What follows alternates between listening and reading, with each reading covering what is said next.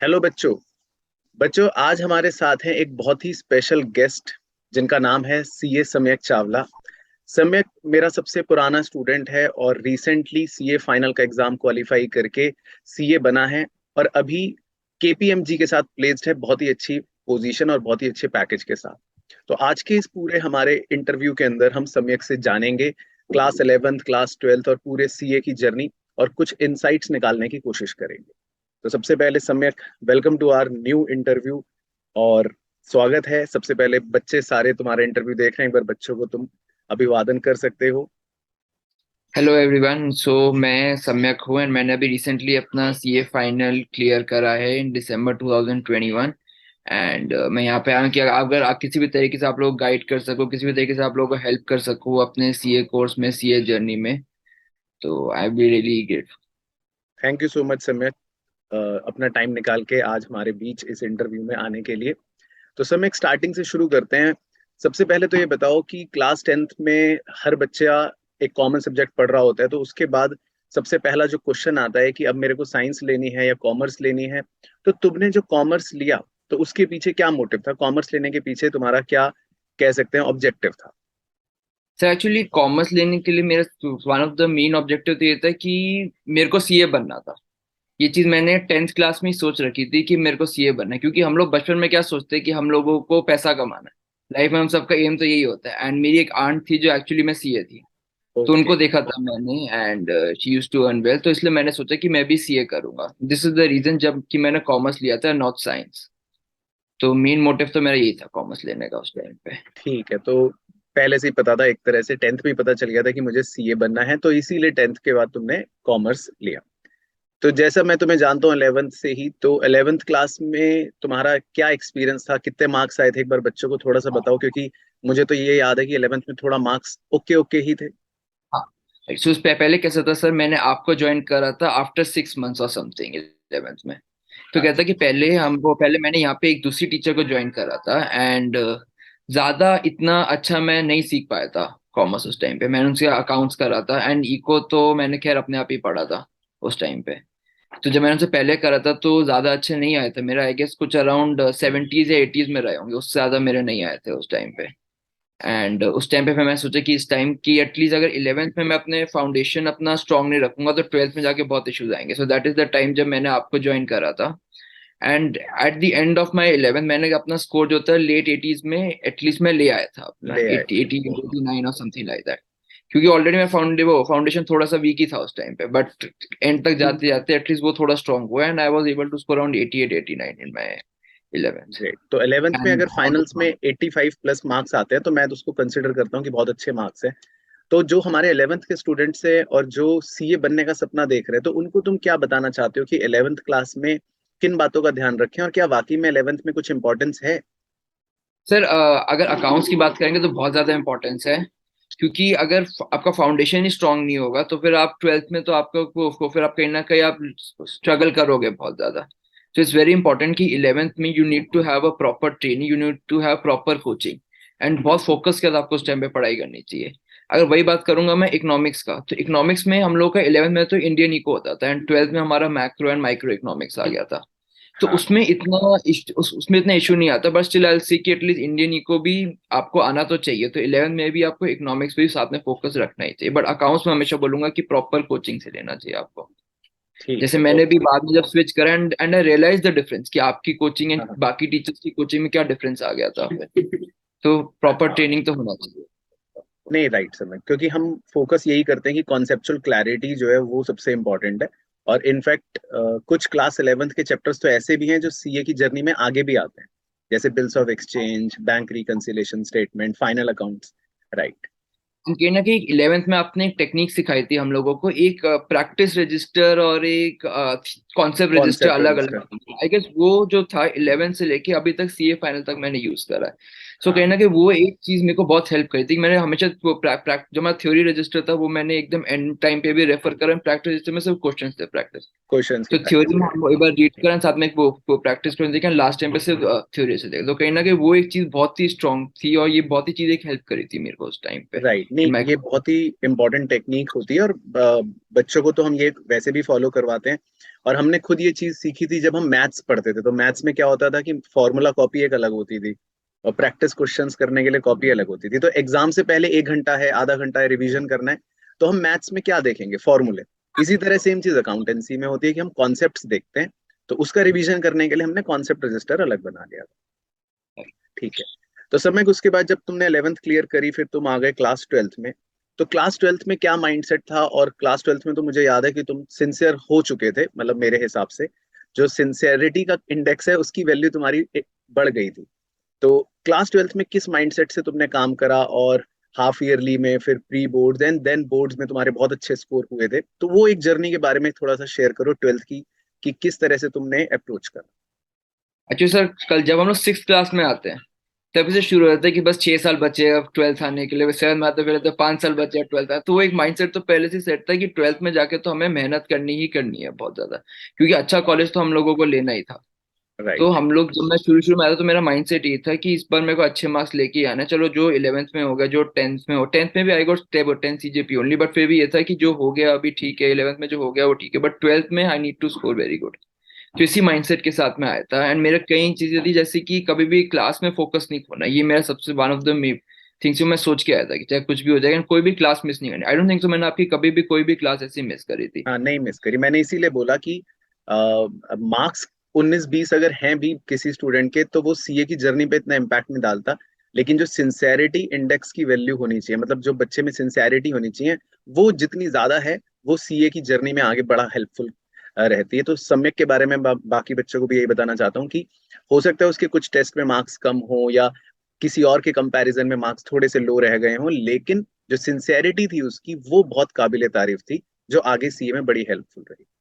तो सर मैं और बताओ, 12th में फिर तुमने क्या स्टार्टिंग से बिल्कुल पढ़ना शुरू कर दिया था? किस तरह से अप्रोच लेकर चले तुम आगे? ऑनेस्टली सर, मैंने पढ़ाई तो मैं स्टार्टिंग से ही शुरू कर दी थी उस टाइम पे। और हम लोग का समर ब्रेक भी आता था उस टाइम पे भी, मैंने पढ़ा तो था मैं, मतलब आई डोंट थिंक सो मैंने कभी स्कूल लाइफ में समर ब्रेक में पढ़ा था, पर मैंने क्लास 12th में तो समर ब्रेक में जाके पढ़ा ही था। होमवर्क्स वगैरह मैंने सारे टाइम टू टाइम करते, कोशिश करता था कि जिस दिन आपकी क्लास है उसी दिन जाके मैं बस साथ में होमवर्क भी कर लूँ, क्योंकि उस टाइम पे हमें कॉन्सेप्ट सारे एकदम याद रहते होते थे। याद है। तो इट्स ठीक है। प्रॉपर कि उसी दिन रात को ही कर ले हम लोग जाके homework।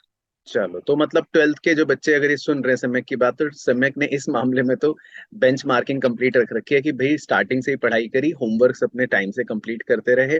तो सम्यक, जब प्री बोर्ड्स का इस समय आ जाता है, नवंबर दिसंबर, और अब तो फिर वो प्रेशर फील होना शुरू हो जाता है कि अब 2 महीने बाद बोर्ड्स हैं, तो वो चीजें कैसे टैकल करनी है? अब क्या माइंडसेट रखना चाहिए बच्चों को? जो हम लोगों का तो कैसा था कि मैंने पढ़ रखा था वो प्री बोर्ड से पहले, तो इतना ज्यादा स्ट्रेस फील नहीं होता कि व्हेन यू, अब आपने कॉन्सेप्ट क्लैरिटी है, आपके टेस्ट दिए हुए थे, मैंने तो कहीं ना कहीं इतना स्ट्रेस नहीं था। But I was in Amity school, और हम लोगों के थोड़े जो प्री बोर्ड होते थे वो थोड़े से टफ होते थे हम लोगों के, टफर जिसमें हो हम लोग पास राइट। करना हम लोगों के मुश्किल होते थे। सो वो थोड़े सीए लेवल के पेपर होते थे हमारे उस टाइम पे। राइट। मेरे को याद है कि आई गेस जब मैंने अपना क्लास 12th का प्री बोर्ड दिया था मेरे को 41 आए थे 100 में से। राइट। तो हम तो एमिटी स्टूडेंट्स जितने भी आते हैं पढ़ने, उनको पहले से बोलते हैं कि देखो, आपको फेल तो होना ही है। आप तो इसलिए आ रहे हो ट्यूशन पढ़ने की आप कितने कम नंबरों से फेल हो पाओगे, ये एक चैलेंज रहेगा। राइट। एंड फिर उसके मेरा ये रहता था, लेकिन मैं जो अपने प्री बोर्ड के पेपर होता था वो मैं आपके पास जरूर लेके आता था एक बार दिखाने के लिए, सर ये कैसे करना है, और एटलीस्ट हम लोग बैठ के एक बार साथ में सॉल्व करते ही थे वो पेपर। राइट। एटलीस्ट कि जितना हम लोग उसे सीख पाएंगे उतना हम हमारे लिए स्टूडेंट्स के लिए काफी बेटर था। मेरे को याद है कई बच्चों ने हमारे साथ एमिटी के पेपर्स भी करे थे बैठ कर इस वजह राइट। से। बिल्कुल बिल्कुल बिल्कुल। तो हम वो था कि मैंने सारे सारे क्वेश्चन मैंने घर आके सॉल्व करते, चाहे प्री बोर्ड्स में मेरे 41 आए 42 आए थे, बट एटलीस्ट ये था कि मैंने आके क्वेश्चन आपके साथ बैठ के सॉल्व किया, तो मेरे को उसकी बात शांति थी कि हाँ चलो अब ये कॉन्सेप्ट तो एटलीस्ट हम लोगों को आ गया है। कंप्लीट हो गया, हाँ ठीक है। तो वो जो प्री बोर्ड में कम नंबर आने से लर्निंग भी हुई, उसका फायदा बोर्ड्स में मिला अल्टीमेटली, ये कह सकते हैं। मैं ऑनेस्टली मैंने कभी 12th के मार्क्स में कंसीडर नहीं करे, मैंने बस ये देखा था कि मैं कहाँ कहाँ पे गलतियां कर रहा था, ताकि वो मेन एग्जाम में मैं वो जाके बोर्ड्स में जाके मैं वो सेम गलती रिपीट ना करूं। ठीक है। तो मेरे को ये था कि जो अभी मार्क्स आ रहे हैं वो ठीक है, बट एटलीस्ट जो गलतियां करी है वो मैं एक बार देखता हुआ फिर बोर्ड्स की तरफ जाऊंगा।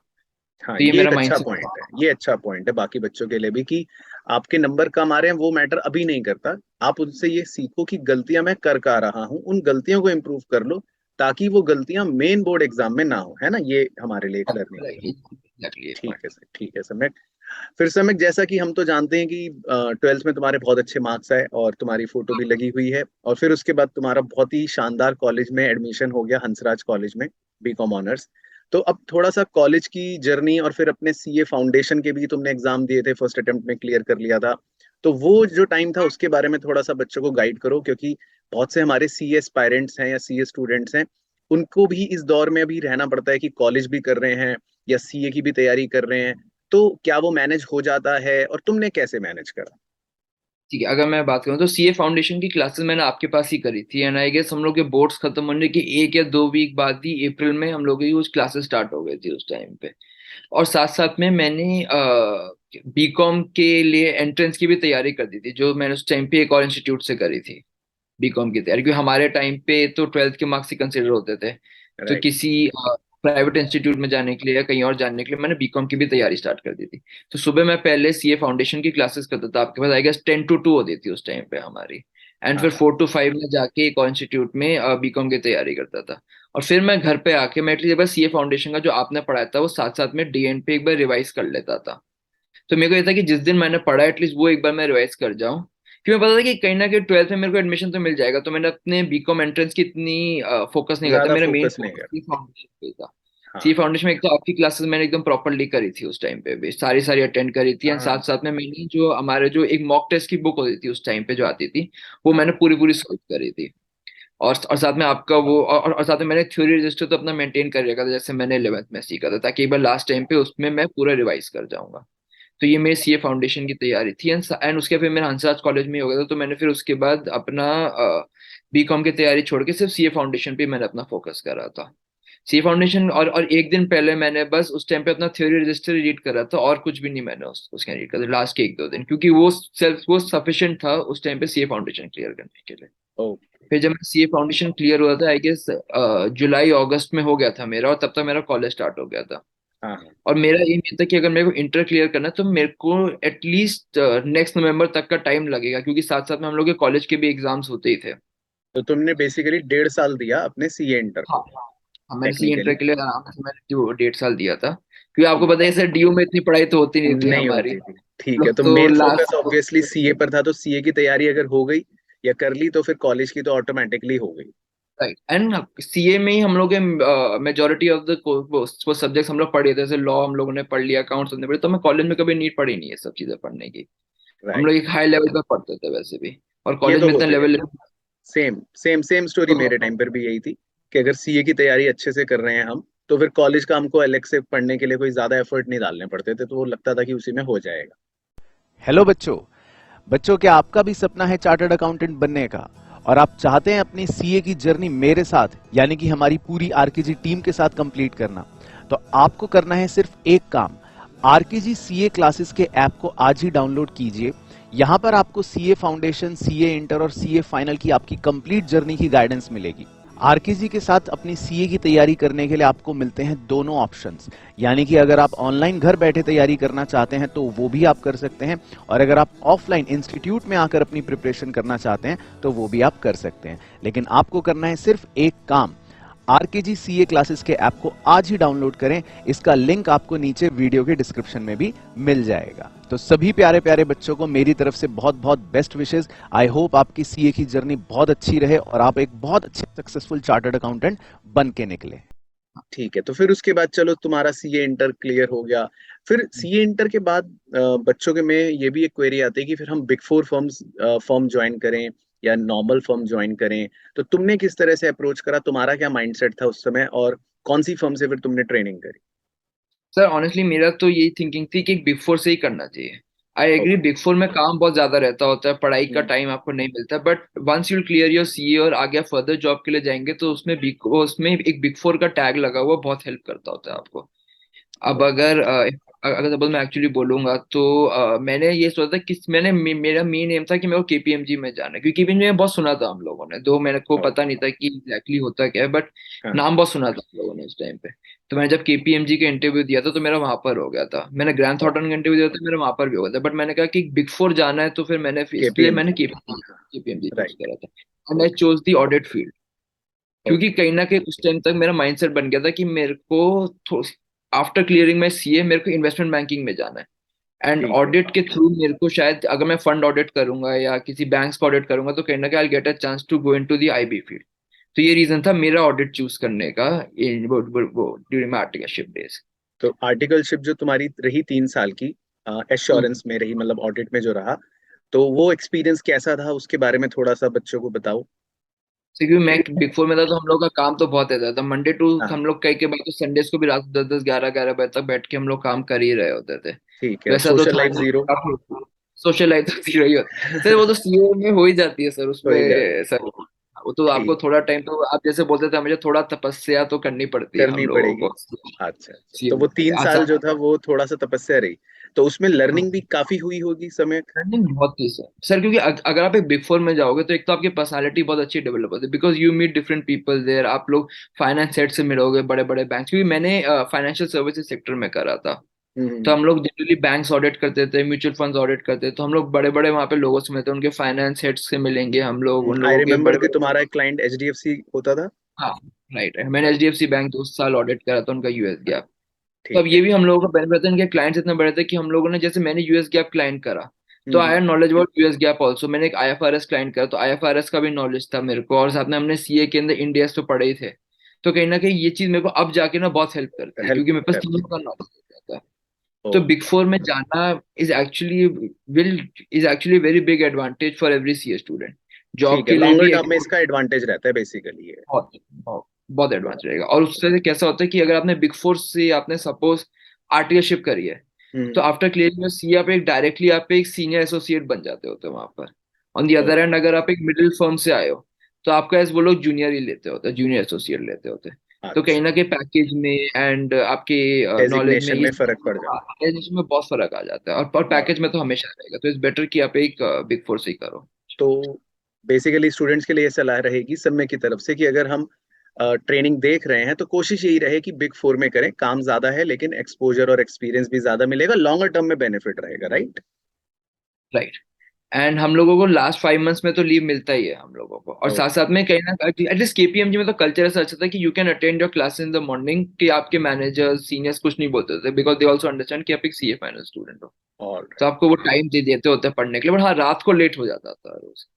ओके, बट ठीक वो मैनेज करना आना है, चाहिए। मैनेज करना है, ठीक है। तो हाँ 3 साल की तपस्या है लेकिन लॉन्गर टर्म में थोड़ा बेनिफिट तो मिल ही जाएगा ट्रेनिंग का। अच्छा सर, मैं उसके बाद जब ट्रेनिंग कंप्लीट हो जाती है तो अल्टीमेट जो फाइनल है, सीए फाइनल, तो वो तो एक बहुत बड़ा, मतलब बाजार में हुआ तो है ही है कि ये क्या बहुत। है पहाड़ सा। तो उसके बारे में, उस जर्नी के बारे में भी थोड़ा सा अपने माइंडसेट के बारे में बताओ, क्योंकि सीए फाइनल में तुमने फर्स्ट अटेम्प्ट में नहीं कर पाए, तो ये एक बाकी बच्चों के लिए बहुत बड़ी लर्निंग है कि जरूरी नहीं है कि फर्स्ट अटेम्प्ट में ही बनना है सीए।